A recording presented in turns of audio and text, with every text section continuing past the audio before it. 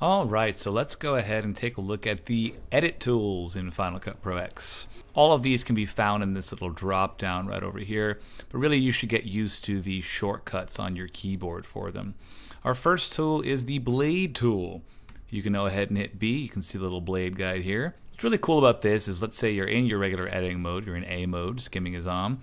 You can hold down the B button, go ahead and make some cuts, let go of the B button, and you're back in your A mode. So rather than toggling it on and off, you can simply hold it down for a few moments if you want to do just one or two cuts. Go ahead and Command Z all those cuts away. You can also create cuts in real time by hitting spacebar or J and simply hitting Command B along the way.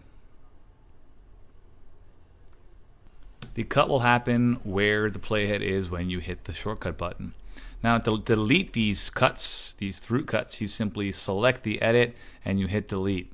Select the edit, delete, select the new edit and hit delete. The range tool, R, you select that, you can go ahead and drag on various different elements to lasso different selections. You could go ahead and hit delete here and it'll delete just that section with the ripple. You can hold down Shift Delete and it'll open up that space with the slug. Also, you can go ahead and select a range in your primary storyline. You can go up over here to any random clip and go ahead and select a range on that. And if you hit Q, it will get connected to your primary storyline, but only to the range that you've selected down over here. Obviously, if we deselect this range, you'll see that clip is a lot longer than just that one little area we wanted to put it into. I'll show you again by doing it with a wider view. Way too big.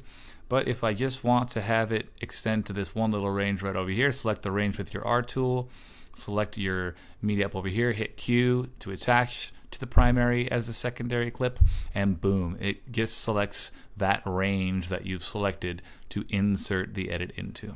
Much like that, you can select a range in the primary storyline, select something over here, and hit D to overwrite that edit on top of that clip.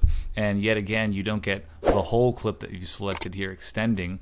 You simply have it overwrite the area that you selected with your range tool. So range tool can be a very powerful thing in and of itself for adding in B-roll and replacement clips. Now the last tool I want to dive into is the trim tool right over here, but it is so amazingly robust and dynamic that we're going to let it have its own lesson altogether. So stay tuned for the powerful dynamic trim tool.